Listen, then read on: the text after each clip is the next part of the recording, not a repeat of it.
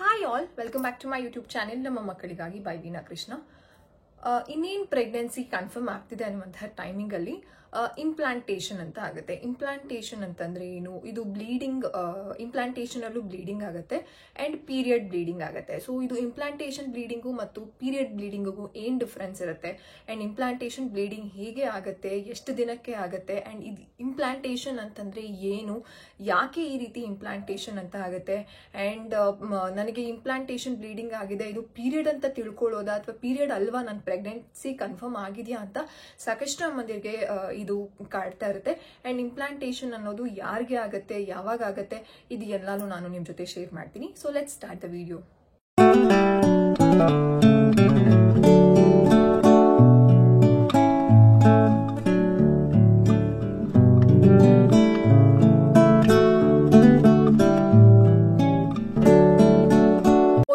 Implantation ಅಂತಂದ್ರೆ ಏನು ಅಂತ ತಿಳ್ಕೊಳ್ಳೋಣ. ಇಂಪ್ಲಾಂಟೇಷನ್ ಅಂತಂದ್ರೆ ಈಗ ಪ್ರತಿ ತಿಂಗಳು ಒಂದು ಹೆಣ್ಣು ಏನು ಪೀರಿಯಡ್ ಆದಾಗ ಎಗ್ ರಿಲೀಸ್ ಆಗುತ್ತೆ, ಅವಾಗೇನೆ ಪೀರಿಯಡ್ ಆಗೋದಲ್ವಾ.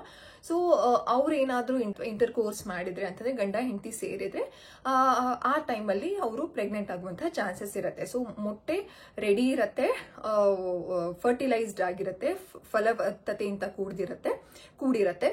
ಸೊ ಆ ಒಂದು ಸ್ಪರ್ಮ್ ಏನಾದ್ರೂ ಆ ಎಗ್ಗೆ ಕನೆಕ್ಟ್ ಆದಾಗ ಸೊ ಅವಾಗ ಫರ್ಟಿಲೈಸ್ ಆಗುತ್ತೆ. ಆ ಫರ್ಟಿಲೈಸ್ ಆಗಿರುವಂತಹ ಒಂದು ಎಗ್, ಮೊಟ್ಟೆ ಅಂತ ಅಂಡಾಣು ಅಂತ ಏನ್ ಹೇಳ್ತೀವಿ, ಸೊ ಆ ಅಂಡಾಣು ಫೆಲೋಪಿಯನ್ ಟ್ಯೂಬ್ ಅಂತ ಹೇಳ್ತೀವಿ. ಸೊ ಗರ್ಭಕೋಶದಲ್ಲಿ 2 ಟ್ಯೂಬ್ ಇರುತ್ತೆ. ಸೊ ಆ ಫೆಲೋಪಿಯನ್ ಟ್ಯೂಬ್ ಅಲ್ಲಿ ಇರುತ್ತೆ. ಸೊ ಫೆಲೋಪಿಯನ್ ಟ್ಯೂಬ್ ಅಲ್ಲಿ ಇದ್ದು ಅದು ಗರ್ಭಕೋಶದ ವಾಲ್ಗೆ, ಯೂಟ್ರಸ್ ವಾಲ್ಗೆ ಅದು ಬಂದು ಸೇರತ್ತೆ. ಸೊ ಆ ಒಂದು ಬಂದು ಸೇರಿದಾಗ ಅದು ಯೂಟ್ರಸ್ ವಾಲ್ಗೆ ಅಟ್ಯಾಚ್ ಆಗತ್ತೆ. ಸೊ ಯೂಟ್ರಸ್ ವಾಲ್ಗೆ ಅಟ್ಯಾಚ್ ಆದಾಗ ಆ ಒಂದು ಅಂಡಾಣು ಮತ್ತು ವೀರ್ಯಾಣು ಎರಡು ಸೇರಿರುತ್ತಲ್ಲ, ಫರ್ಟಿಲೈಸ್ ಆಗಿರುವಂತಹ ಒಂದು ಅಂಡಾಣು ವಾಲ್ಗೆ ಸೇರಿದಾಗ ವಾಲ್ ಪಕ್ಕದಲ್ಲಿ ಅಂತಂದ್ರೆ ಗರ್ಭಕೋಶದ ವಾಲ್ ಅಂತ ಏನ್ ಹೇಳ್ತೀವಿ ಅದ್ರ ಪಕ್ಕ ಬ್ಲಡ್ ವೆಸಲ್ಸ್ ಗಳಿರುತ್ತೆ. ಸೊ ಆ ಬ್ಲಡ್ ವೆಸಲ್ಸ್ಗೆ ಸ್ವಲ್ಪ ಪ್ರೆಷರ್ ಬಿದ್ದು ಈ ರೀತಿ ಬ್ಲೀಡಿಂಗ್ ಆಗುತ್ತೆ. ಸೊ ಇದನ್ನ ನಾವು ಇಂಪ್ಲಾಂಟೇಷನ್ ಅಂತ ಹೇಳ್ತೀವಿ. ಸೊ ಇಂಪ್ಲಾಂಟೇಷನ್ ಯಾವಾಗ ಆಗತ್ತೆ ಅಂತ ಹೇಳೋದಾದ್ರೆ, ಈಗ ಎಕ್ಸಾಂಪಲ್ ಪ್ರತಿ ಒಂದು ಹೆಣ್ಮಕ್ಳಿಗೂನು ನಮಗೆ ಒಂದು ಸೈಕಲ್ ಇರುತ್ತೆ, period cycle 28 days, 30 days, 32 days. So ಅಂತಹ ಸಮಯದಲ್ಲಿ ಈ ಒಂದು ಇಂಪ್ಲಾಂಟೇಷನ್ ಬ್ಲೀಡಿಂಗ್ ಆಗತ್ತೆ. ಅಂತಂದ್ರೆ ಈಗ ನಾಳೆ ನಾಡಿದ್ದು ಅಕಸ್ಮಾತ್ ಇವಾಗ ಒಂದು 25ನೇ ತಾರೀಕು ಅವರು ಪೀರಿಯಡ್ ಆಗ್ಬೇಕಿತ್ತು, ಅಂತಹ ಸಮಯದಲ್ಲಿ, ಅಂತಹ ದಿನದಲ್ಲಿ ಅಥವಾ 2 ದಿನದ ಮುಂಚೆ ಅಥವಾ 2 ದಿನ ಆದ್ಮೇಲೆ ಅವ್ರಿಗೆ ಇಂಪ್ಲಾಂಟೇಷನ್ ಬ್ಲೀಡಿಂಗ್ ಅನ್ನೋದು ಕಾಣುತ್ತೆ. ಇಂಪ್ಲಾಂಟೇಷನ್ ಬ್ಲೀಡಿಂಗ್ ಯಾವ ರೀತಿ ಇರುತ್ತೆ ಅಂತಂದ್ರೆ ಜಸ್ಟ್ ಸ್ಪಾಟಿಂಗ್. ಈಗ ಪೀರಿಯಡ್ ಆಗೋದಕ್ಕೂ ಇದಕ್ಕೂ ಏನ್ ಡಿಫ್ರೆನ್ಸ್ ಇರುತ್ತೆ ಅಂತಂದ್ರೆ, ಈಗ ಪೀರಿಯಡ್ ಅಲ್ಲಿ ಇನಿಷಿಯಲಿ ಪೀರಿಯಡ್ ಆಗುವಾಗ್ಲೂ ನಮ್ಗೆ ಸ್ಪಾಟಿಂಗ್ ಕಾಣುತ್ತೆ, ಬ್ರೌನ್ ಕಲರ್ ಸ್ಪಾಟಿಂಗ್ ಕಾಣುತ್ತೆ. ಅದಾದ್ಮೇಲೆ ಒಂದ್ ಸ್ವಲ್ಪ ಹೊತ್ತಾದ್ಮೇಲೆ ನಮ್ಗೆ ಫುಲ್ ರೆಡ್ ಕಲರ್ ಬ್ಲೀಡಿಂಗ್ ಆಗುತ್ತೆ, ಅಂತಂದ್ರೆ ರೆಡ್ ಕಲರ್ ಬ್ಲಡ್ ಬ್ಲೀಡಿಂಗ್ ಆಗುತ್ತೆ. ಸೊ ಇದು ನಾರ್ಮಲ್ ಪೀರಿಯಡ್ ಆಗುವಂತಹ ಒಂದು ಸೂಚನೆ ಅದಂತ ಹೇಳ್ಬೋದು. ಆದ್ರೆ ಇಂಪ್ಲಾಂಟೇಷನ್ ಅಲ್ಲಿ ಯಾವ ರೀತಿ ಆಗುತ್ತೆ ಅಂತಂದ್ರೆ ಇದ್ರಲ್ಲೂ ಸಹ ಒಂದು ಬ್ರೌನಿಶ್ ಸ್ಪಾಟಿಂಗ್ ಇರುತ್ತೆ. ಈ ಒಂದು ಸ್ಪಾಟಿಂಗ್ ಯಾವ ರೀತಿ ಅಂತಂದ್ರೆ ಒಂದ್ 2-3 ಡ್ರಾಪ್ ಅಷ್ಟೇನೆ. ಸೊ ಜಾಸ್ತಿ ಇದು ಬ್ಲೀಡಿಂಗ್ ತರ ಹೆವಿ ಫ್ಲೋ ಇರೋದಿಲ್ಲ ಇಂಪ್ಲಾಂಟೇಷನ್ ಅಲ್ಲಿ. ಸೊ ಯಾವಾಗ ನಾವು ಎಕ್ಸ್ಪೆಕ್ಟ್ ಮಾಡ್ತಿರ್ತೀವಲ್ಲ ಪೀರಿಯಡ್, ಸೊ ಆದ ದಿನ ಅಥವಾ 2 ದಿನದ ಮುಂಚೆ, 2 ದಿನ ಆದ್ಮೇಲೆ ಈ ರೀತಿ ಆಗ್ಬೋದು. ಎಲ್ಲಾರ್ಗೂ ಇಂಪ್ಲಾಂಟೇಷನ್ ಬ್ಲೀಡಿಂಗ್ ಆಗತ್ತಾ ಅಂತಂದ್ರೆ ಆ ರೀತಿ ಎಲ್ಲ ಏನೂ ಇಲ್ಲ. 100ಕ್ಕೆ ರಿಸರ್ಚ್ ಪ್ರಕಾರ 25% ಹೆಣ್ಮಕ್ಳಿಗೆ ಈ ರೀತಿ ಆಗುತ್ತೆ. ಇನ್ನು ಈಸಿಯಾಗಿ ಹೇಳೋದಾದ್ರೆ 4 ಪ್ರೆಗ್ನೆಂಟ್ ಲೇಡೀಸ್ಗಳನ್ನ ನಾವು ಅಂದ್ರೆ ಲೆಕ್ಕಕ್ಕೆ ತಗೊಂಡ್ರೆ ಆ 4 ಪ್ರೆಗ್ನೆಂಟ್ ಲೇಡೀಸ್ಗಳಲ್ಲಿ ಒಬ್ಬರಿಗೆ ಇಂಪ್ಲಾಂಟೇಷನ್ ಬ್ಲೀಡಿಂಗ್ ಆಗುತ್ತೆ. ಇದು ಪ್ರತಿ ಪ್ರೆಗ್ನೆನ್ಸಿಲಿ ಆಗುತ್ತಾ ಅಥವಾ 1 ಪ್ರೆಗ್ನೆನ್ಸಿಲಿ ಆಗಿಲ್ಲ 2nd ಪ್ರೆಗ್ನೆನ್ಸಿಲಿ ಆಗುತ್ತೆ ಅಂತಂದ್ರೆ ಭಯ ಪಡ್ಬೇಕಾ ಅಂತಂದ್ರೆ ಆ ರೀತಿ ಏನೂ ಇಲ್ಲ. ಈಗ ನನ್ನ ಎಕ್ಸಾಂಪಲ್ ತಗೊಳ್ಳೋದಾದ್ರೆ, ಫಸ್ಟ್ ನಂದು ಅದಿತಿ ಪ್ರೆಗ್ನೆನ್ಸಿಯಲ್ಲಿ ನನಗೆ ಯಾವುದೇ ರೀತಿ ಇಂಪ್ಲಾಂಟೇಷನ್ ಬ್ಲೀಡಿಂಗ್ ಆಗಿಲ್ಲ. ಅದೇ 2nd ಪ್ರೆಗ್ನೆನ್ಸಿಯಲ್ಲಿ ನನಗೆ ಇಂಪ್ಲಾಂಟೇಷನ್ ಬ್ಲೀಡಿಂಗ್ ಆಗಿತ್ತು. ಸೊ ಇಂಪ್ಲಾಂಟೇಷನ್ ಬ್ಲೀಡಿಂಗ್ ಆದಾಗ ನಮಗೆ ಗೊತ್ತಾಗುತ್ತೆ ದಟ್ ಅಂದ್ರೆ ಆ ಸಮಯದಲ್ಲೂ ಇಂಪ್ಲಾಂಟೇಷನ್ ಬ್ಲೀಡಿಂಗ್ ಆದಾಗ್ಲೂ ಕೆಲವು ಒಂದು ಸಿಂಪ್ಟಮ್ಸ್ ಗಳಿರುತ್ತೆ. ತುಂಬಾ ಬ್ಯಾಕ್ ಪೇನ್ ಇರುತ್ತೆ, ನಾಸಿಯಾ ಇರುತ್ತೆ ಅಂಡ್ ಟೆಂಡರ್ ಬ್ರೆಸ್ಟ್ ಅಂತ ಹೇಳ್ತೀವಿ. ಅಂತಂದ್ರೆ ನಮ್ಮ ಎದೆಯ ಒಂದು ಭಾಗ ಇರುತ್ತಲ್ಲ, ಈ ತೊಟ್ಟಿನ ಭಾಗ, ಆ ಭಾಗ ತುಂಬಾ ನೋವ್ತಾ ಇರುತ್ತೆ. ಬಟ್ಟೆ ಒಂಚೂರು ಟಚ್ ಆದ್ರೂ ತುಂಬಾ ನೋವ್ತಾ ಇರುತ್ತೆ. ಸೊ ಅದಿರುತ್ತೆ. ಕೆಲವರಿಗೆ ಒಂದೊಂದು ಸಿಂಪ್ಟಮ್ಸ್ ಇರುತ್ತೆ ಅಂಡ್ ಕೆಲವರಿಗೆ ಸ್ವಲ್ಪ ಸೊಂಟ ನೋವು, ಇದೆಲ್ಲ ಇದ್ದೇ ಇರುತ್ತೆ. ಏನಕ್ಕಂತಂದ್ರೆ ಇದು ಬಾಡಿಯಲ್ಲಿ ಆಗ್ತಿರುವಂತಹ ಕಂಪ್ಲೀಟ್ ಚೇಂಜಸ್ ಅಲ್ಲ. ಅಂತಂದ್ರೆ ಪೀರಿಯಡ್ ಆಗ್ಬೇಕಿತ್ತು, ಆದ್ರೆ ಬಾಡಿಯಲ್ಲಿ ಪೀರಿಯಡ್ ಆಗ್ತಿಲ್ಲ. ಬಿಕಾಸ್ ಫರ್ಟಿಲೈಸ್ ಆಗಿರುವಂತಹ ಎಗ್ ಇದೆ. ಸೊ ಆ ಎಗ್ ಫೀಟಸ್ ಆಗಿ ಕನ್ವರ್ಟ್ ಆಗಬೇಕು, ಒಂದು ಮಗುವಾಗಿ ಒಂದು ಕ್ರಿಯೇಟ್ ಆಗ್ತಿದೆ ಅಂತಂದ್ರೆ ಆಬ್ವಿಯಸ್ಲಿ ಒಂದು ಚೇಂಜಸ್ ಇದ್ದೇ ಇರುತ್ತೆ.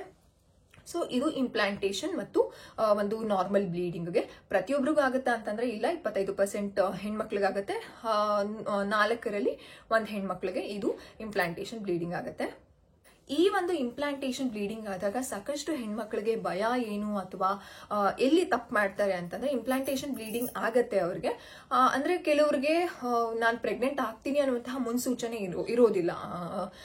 ಅಂದ್ರೆ ಮಿಸ್ಡ್ ಪೀರಿಯಡ್ ಅಥವಾ ಅವ್ರಿಗೆ PCOD ಏನೋ ಇರುತ್ತೆ, ಅಥವಾ ಅವ್ರಿಗೆ ಎಕ್ಸ್ಪೆಕ್ಟೇ ಮಾಡಿರೋದಿಲ್ಲ ನಾನು ಪ್ರೆಗ್ನೆಂಟ್ ಆ ಮಂತ್ ಆಗ್ತೀನಿ ಅಂತ. ಸೊ ಆ ರೀತಿ ಪ್ರೆಗ್ನೆನ್ಸಿ ಒಂದು ಕನ್ಫರ್ಮ್ ಆಗ್ಬಿಡತ್ತೆ ಕೆಲವ್ರಿಗೆ. ಈ ಇಂಪ್ಲಾಂಟೇಶನ್ ಬ್ಲೀಡಿಂಗ್ ಆದಾಗ, ಕೆಲವು ಸ್ಪಾಟಿಂಗ್ ಆದಾಗ ಅವ್ರು ಏನಂತ ಅನ್ಕೊಳ್ತಾರೆ, ಓಕೆ ನಾನು ಪೀರಿಯಡ್ ಆಗ್ಬಿಟ್ಟೆ ಅಂತ ಅನ್ಬಿಟ್ಟು ಜಾಸ್ತಿ ಅಯ್ಯೋ ಏನಿದು ನಾನು ಪೀರಿಯಡ್ ಆಗಿದ್ದೀನಿ, ಅದು ಒಂದು 2 ಸ್ವಲ್ಪ ಸ್ಪಾಟಿಂಗ್ ಬಂತು, ನನಗೆ ಆದ್ಮೇಲೆ ಬ್ಲೀಡೇ ಆಗ್ಲಿಲ್ಲ, ಮೈಯಲ್ಲಿ ರಕ್ತ ಇಲ್ಲ ಅಂತ ಅನ್ಸುತ್ತೆ ಅಂತ ಹೇಳ್ಬಿಟ್ಟು ಸಾಕಷ್ಟು ಹೆಣ್ಮಕ್ಳು ಏನ್ ಮಾಡ್ತಾರೆ ಅಂತಂದ್ರೆ ಪಪಾಯ ತಿನ್ಬಿಡೋದು, ಎಳ್ಳು ತಿನ್ಬಿಡೋದು ಅಥವಾ ಬೆಲ್ಲ ತಿನ್ನೋದು, ಈ ರೀತಿಯಾದ ಒಂದು ತಪ್ಪುಗಳನ್ನ ಮಾಡ್ತಾರೆ. ದಯವಿಟ್ಟು ಈ ರೀತಿ ಸ್ಪಾಟಿಂಗ್ ಆದಾಗ ನೀವು ಎಕ್ಸ್ಪೆಕ್ಟ್ ಮಾಡ್ತೀರಿ ಅಥವಾ ಮಾಡ್ತಿಲ್ದೇನೆ ಇರಿ.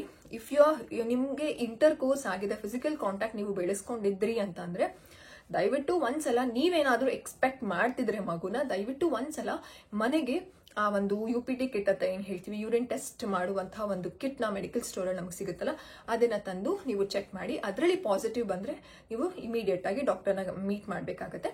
ಯಾಕಂತಂದ್ರೆ ಇದು ಪೀರಿಯಡ್ ಅಲ್ಲ, ಇಂಪ್ಲಾಂಟೇಶನ್ ಬ್ಲೀಡಿಂಗ್ ಅಂತಂದ್ರೆ ನಿಮ್ಮ ಒಂದು ಕನ್ಸೆಪ್ಷನ್ ಅಂತ ಏನ್ ಹೇಳ್ತೀವಿ, ನಿಮ್ಮ ಒಂದು ಅರ್ಲಿ ಪ್ರೆಗ್ನೆನ್ಸಿ ಶುರುವಾಗಿದೆ ಅಂತಾನೆ ಅರ್ಥ. ಸಾಕಷ್ಟು ಹೆಣ್ಮಕ್ಳು ಇಲ್ಲಿ ತಪ್ಪು ಮಾಡ್ಕೊಳ್ತಾರೆ. ಯಾಕೆ ತಪ್ಪು ಮಾಡ್ಕೊಳ್ಳೋದು ಅಂತಂದ್ರೆ, ಇಂಪ್ಲಾಂಟೇಶನ್ ಅಂತಂದ್ರೆ ಏನು ಅಂತ ಗೊತ್ತಿಲ್ಲ, ಇಂಪ್ಲಾಂಟೇಶನ್ ಬ್ಲೀಡಿಂಗ್ ಯಾವ ರೀತಿ ಆಗುತ್ತೆ, ನಾರ್ಮಲ್ ಬ್ಲೀಡಿಂಗ್ ಯಾವ ರೀತಿ ಆಗುತ್ತೆ ಅಂತ ಮಾಹಿತಿ ಕಡಿಮೆ ಇರೋದ್ರಿಂದ. ಸೊ ಈ ಮಾಹಿತಿನ ಪ್ರತಿಯೊಬ್ಬ ಹೆಣ್ಮಕ್ಳು ತಿಳ್ಕೊಳ್ಳೋದು ತುಂಬಾ ಇಂಪಾರ್ಟೆಂಟ್. ಸೊ ಇಂಪ್ಲಾಂಟೇಶನ್ ಬ್ಲೀಡಿಂಗ್ ಎಷ್ಟು ದಿನ ಇರುತ್ತೆ ಅಂತಂದ್ರೆ 1 ದಿನ ಅಥವಾ 2 ದಿನ, 3 ದಿನ ಮ್ಯಾಕ್ಸಿಮಮ್ ಇರುತ್ತೆ, ಜಾಸ್ತಿನೂ ಇರೋದಿಲ್ಲ. ಇಲ್ಲಿ ನಾವು ಒಂದು ಏನಂತ ಹೇಳ್ತೀವಿ, ಸ್ಯಾನಿಟರಿ ಪ್ಯಾಡ್ ನ ಹಾಕೊಳ್ಳುವಂತಹ ಅವಶ್ಯಕತೆನೇ ಇರೋದಿಲ್ಲ, ಯೂಸ್ ಮಾಡುವಂತಹ ಅವಶ್ಯಕತೆನೂ ಇರೋದಿಲ್ಲ. ಯಾಕಂತಂದ್ರೆ ಇದು 2 ರಿಂದ 3 ಸ್ಪಾಟಿಂಗ್ ಅಷ್ಟೇ, ಅಂತಂದ್ರೆ 1 ಡ್ರಾಪ್ಸ್ ಗಳು ಅಷ್ಟೇ ಆಗುತ್ತೆ ಹೊರತು ಪೀರಿಯಡ್ ತರ ತುಂಬಾ ಫ್ಲೋ ಆಗೋದು ಅದೆಲ್ಲ ಆಗೋದಿಲ್ಲ. ನಿಮ್ಗೆ ಅಕಸ್ಮಾತ್ ಏನಾದ್ರೂ ನೀವು ಪ್ರೆಗ್ನೆನ್ಸಿನ ಎಕ್ಸ್ಪೆಕ್ಟ್ ಮಾಡ್ತಿದ್ದೀರಾ, ನಿಮ್ಗೆ 1-2 ಸಲ ಸ್ಪಾಟ್ ಆಗಿ ನಾರ್ಮಲ್ ಸ್ಯಾನಿಟರಿ ಪ್ಯಾಡ್ ಹಾಕೋಷ್ಟು ನಿಮ್ಗೆ ಬ್ಲೀಡಿಂಗ್ ಆಗ್ತಿದೆ ಅಂತಂದ್ರೆ ನೀವು ಪೀರಿಯಡ್ ಆಗಿದ್ದೀರಾ, ನೀವು ಆ ಮಂತು ಪ್ರೆಗ್ನೆನ್ಸಿ ಆಗಿಲ್ಲ ಅಂತಾನೆ ಅರ್ಥ ಮಾಡ್ಕೊಳ್ಬೇಕು. ಅದಕ್ಕೋಸ್ಕರನೇ ಟು ಕನ್ಫರ್ಮ್ ನಿಮ್ಮ ಒಂದು ಪ್ರೆಗ್ನೆನ್ಸಿ ಗ್ಯಾರಂಟಿ ಆಗಿದೆಯಾ ಆಗಿಲ್ವಾ ಅಂತ ತಿಳ್ಕೊಳ್ಳೋದಕ್ಕೋಸ್ಕರನೇ UPT ಕಿಟ್ ನ ತಂದು ಒಂದ್ಸಲ ನೀವು ಅದನ್ನ ಚೆಕ್ ಮಾಡ್ಕೊಳ್ಳಿ. ಈ ಟೈಮಲ್ಲಿ ನಿಮಗೆ ನಾಸಿಯಾ ಇರುತ್ತೆ, ಸ್ವಲ್ಪ ಬ್ಯಾಕ್ ಪೇನ್ ಇರುತ್ತೆ, ಸೊಂಟ ನೋವು, ಕಾಲ್ ನೋವು ಅದೆಲ್ಲ ಇದ್ದೇ ಇರುತ್ತೆ, ದಟ್ಸ್ ಕಂಪ್ಲೀಟ್ಲಿ ಆಲ್ರೈಟ್. ಈ ಟೈಮಲ್ಲಿ, ಇಂಪ್ಲಾಂಟೇಶನ್ ಟೈಮಲ್ಲಿ ನೀವು ಬೆಡ್ ರೆಸ್ಟ್ ಸ್ವಲ್ಪ ರೆಸ್ಟ್ ಮಾಡೋದು, ನಿಮಗೆ ಆರಾಮದಾಯಕವಾದ ಒಂದು ವಾತಾವರಣದಲ್ಲಿ ಇರೋದು, ಆ ಟೈಮಲ್ಲಿ ಸ್ಟ್ರೆಸ್ ತಗೊಳ್ದೇನೆ ಸ್ವಲ್ಪ ಸಮಾಧಾನವಾಗಿ ರೆಸ್ಟ್ ಮಾಡೋದು, ಒಳ್ಳೆ ಆಹಾರನ ಸೇವಿಸೋದ್ರಿಂದ, ನೀರು ಚೆನ್ನಾಗಿ ಕುಡಿಬೇಕಾಗತ್ತೆ ಈ ಟೈಮಲ್ಲಿ. ಇದರಿಂದ ನಿಮಗೂ ಒಳ್ಳೇದು ಅಂಡ್ ಹೊಟ್ಟೆಯಲ್ಲಿರುವಂತಹ ಮಗುಗೂ ಒಳ್ಳೇದಾಗತ್ತೆ. So this is all about implantation ನಿಮಗೆ ಈ ಡಿಫರೆನ್ಸ್ ಈ ಎರಡು ಗೊತ್ತಾಗ್ಬಿಡ್ಬೇಕು. ಸೊ ಇಂಪ್ಲಾಂಟೇಶನ್ ಬ್ಲೀಡಿಂಗ್ ಯಾವ ರೀತಿ ಇರುತ್ತೆ ಅಂಡ್ ನಾರ್ಮಲ್ ಬ್ಲೀಡಿಂಗ್ ಯಾವ ರೀತಿ ಇರುತ್ತೆ ಅಂತ. ನಾರ್ಮಲ್ ಬ್ಲೀಡಿಂಗ್ ಅಂತಂದ್ರೆ ಹೆವಿ ಫ್ಲೋ ಇರುತ್ತೆ. ಇವಾಗ ನಾರ್ಮಲ್ ನಾವು ಪೀರಿಯಡ್ ಆದಾಗ ಸೇಮ್ ಅದೇ ರೀತಿನೇ ಸ್ಪಾಟಿಂಗ್ ಕಾಣುತ್ತೆ, ಒಂದ್ ಸ್ವಲ್ಪ ಹೊತ್ತಾದ್ಮೇಲೆ ಫ್ರೆಶ್ ಬ್ಲಡ್ ಬಂದ್ಬಿಡತ್ತೆ. ಸೊ ಅಂತಂದ್ರೆ ಅದು ಪೀರಿಯಡ್ ಆಗಿದೆ ಅಂತ. ಅದೇ ಇಂಪ್ಲಾಂಟೇಶನ್ ಅಲ್ಲಿ ಆ ರೀತಿ ಆಗೋದಿಲ್ಲ. ಅಂದ್ರೆ ನಾವು ಎಕ್ಸ್ಪೆಕ್ಟ್ ಮಾಡ್ತಿದ್ದಂತಹ ಡೇಟ್ಗೆ ಅಥವಾ 2 ದಿನದ ಮುಂಚೆ ಅಥವಾ 2 ದಿನ ಆದ್ಮೇಲೆ ನಮ್ಗೆ ಒಂದ್ ಸ್ವಲ್ಪ ಸ್ಪಾಟಿಂಗ್ ಆಗುತ್ತೆ. ಆ ಸ್ಪಾಟಿಂಗ್ ಆದ್ಮೇಲೆ ಅಷ್ಟೇ, ತಿರ್ಗಾ ನಾಳೆಗೆ 2 ದಿನ ಮ್ಯಾಕ್ಸಿಮಮ್ 3 ದಿನ ಆಗಬಹುದು ಅಷ್ಟೇ ಇಂಪ್ಲಾಂಟೇಶನ್ ಬ್ಲೀಡಿಂಗ್. ಭಯ ಪಡುವಂತಹ ಅವಶ್ಯಕತೆ ಇಲ್ಲ. ಯಾಕಂತಂದ್ರೆ ಸಾಕಷ್ಟು ಮಂದಿರು ಭಯ ಪಡುವಂತಹ ಅವಶ್ಯಕತೆ ಇಲ್ಲ. It's completely normal. ಇದು ಎಲ್ಲಾರ್ಗೂ ಆಗ್ಬೇಕಾ? ನೋ. ಪ್ರತಿ ಪ್ರೆಗ್ನೆನ್ಸಿಗೂ ಆಗ್ಬೇಕಾ? ನೋ.